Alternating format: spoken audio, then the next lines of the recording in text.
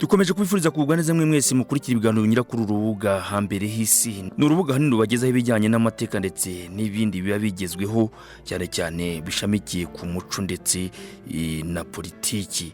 Muri kumwe nanjye Tuyishime Jado Fils. Ahangaha tukaba twabwira ko ni inkuru igezweho ivuga ko urwego rw'igihugu rushinzwe ubugenzacyaha RIB ndetse na polisi y'igihugu bavuze ku bijyanye no kubura dosiye y'ibura ry'umusizi Bahati. Ni inkuru iteye amatsiko cyane abantu bakunda ibijyanye n'umuco nyarwanda ndetse n'ibitaramo. Urwego rw'igihugu rw'ubugenzacyaha RIB ndetse na polisi y'u Rwanda bavuze ko kuburwa kw'idosiye y'ibura ry'umusizi Bahati. Umuvugizi wa polisi y'u Rwanda CP John Bosco Kabera akaba yatangaje ko polisi y'u Rwanda yamenye ikibazo cy'ibura ry'umusizi Innocent Bahati yahawe na RIB ndetse ko mu minsi ya vuba ngo hagiye gutangazwa amakuru azava mu iperereza ku bijyanye no kumushakisha. Mu ntangiriro y'umwaka 2021 nibwo hatangiye kuvugwa amakuru ajyanye n'ibura ry'umusizi Bahati. Byavuzwe ko yaburiye mu ntara y'Amajyepfo mu karere ka Nyanza. Ni inkuru mu by'ukuri yavugishije abantu benshi mu bitangazamakuru ndetse CP John Bosco Kabera akaba yabwiye ikinyamakuru igiye ko ikibazo cy'ibura rya Bahati polisi yakimenye ihawe amakuru n'urwego rw'ubugenzacyaha RIB.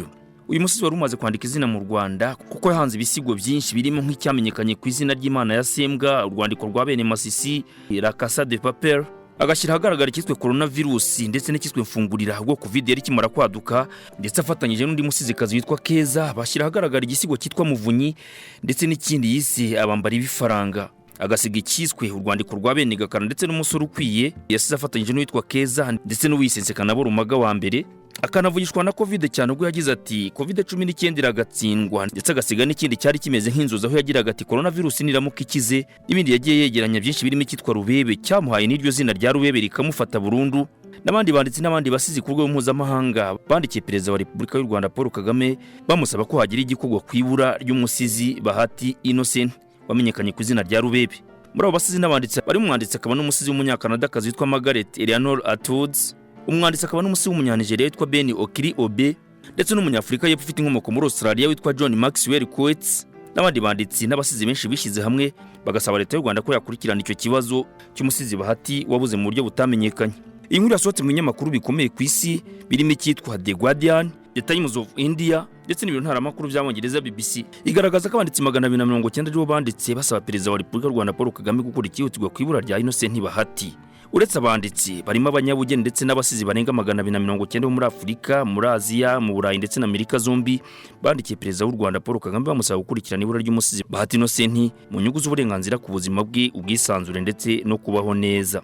Ibinyamakuru The Guardian ndetse na Times of India bigaragaza ko abo banditsi abasizi n'abanyabugeni bageneye inyandiko y'abo perezida Paul Kagame barimo abazwi cyane nka John Maxwell Coates, Haruna Kuyater, Ange Gaona, Catherine Dune, Margaret Atwood ndetse na Brian Somers ukuriye ihuriro ry'abanditsi ku isi rizwi ku izina rya PEN International.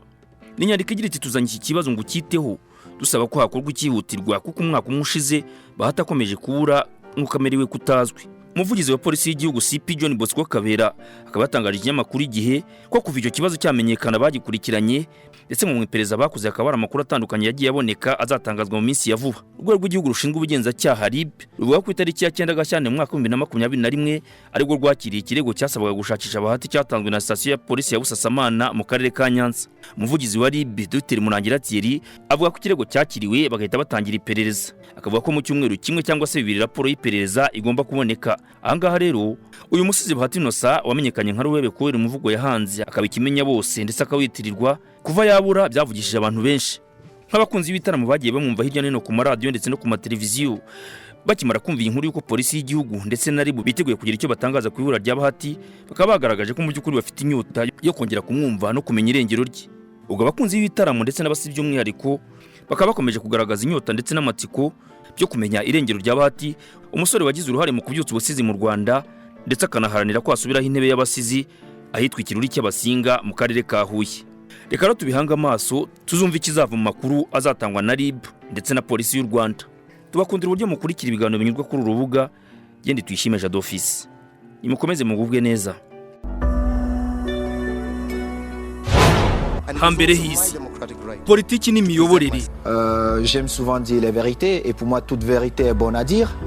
Intambara z'urudaca. Le feu nucléaire est déchaîné contre les hommes. Une boule de feu de plusieurs. Amanyanga mu butegetsi. Ugwamamare no kurindimuka kw'ingoma. Meine Arbeit für richtig hältst.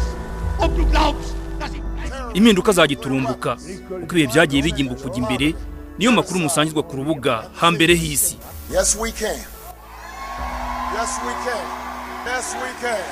Ni ibiganiro mutegurirwa na Tuyishime Jado Fils.